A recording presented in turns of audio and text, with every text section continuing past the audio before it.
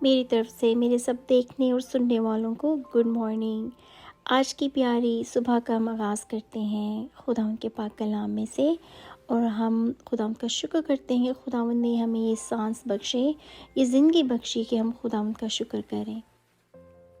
یہ خداوند کی شفقت ہے کہ ہم فنا نہیں ہوئے، کیونکہ اس کی رحمت لازوال ہے، وہ ہر صبح تازہ ہے، تیری وفاداری عظیم ہے۔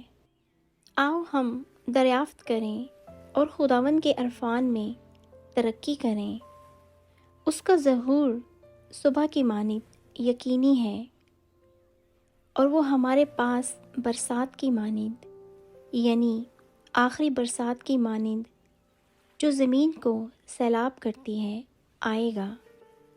صبح کو اپنا بیج بو اور شام کو بھی اپنا ہاتھ ڈھیلا نہ ہونے دے، کیونکہ تو نہیں جانتا کہ ان میں سے کون سا بارور ہوگا، یہ یا وہ، یا دونوں کے دونوں برابر برومند ہوں گے۔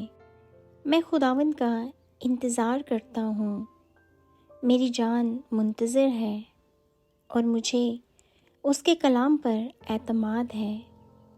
صبح کا انتظار کرنے والوں سے زیادہ، ہاں، صبح کا انتظار کرنے والوں سے کہیں زیادہ میری جان خداوند کی منتظر ہے۔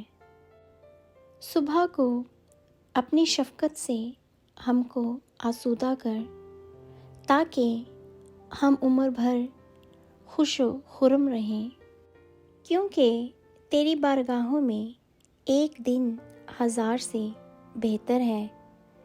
میں اپنے خدا کے گھر کا دربان ہونا شرارت کے خیموں میں بسنے سے زیادہ پسند کروں گا، کیونکہ خداوند خدا آفتاب اور سپر ہے۔ خداوند فضل اور جلال بخشے گا، وہ راست رو سے کوئی نعمت باز نہ رکھے گا۔ صبح کو مجھے اپنی شفقت کی خبر دے، کیونکہ میرا توکل تجھ پر ہے۔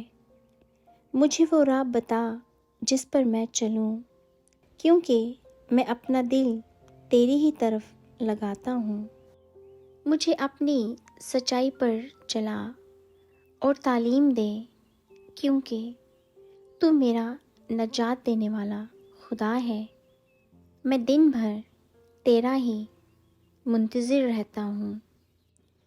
اے خداوند، ہم پر رحم کر، کیونکہ ہم تیرے منتظر ہیں۔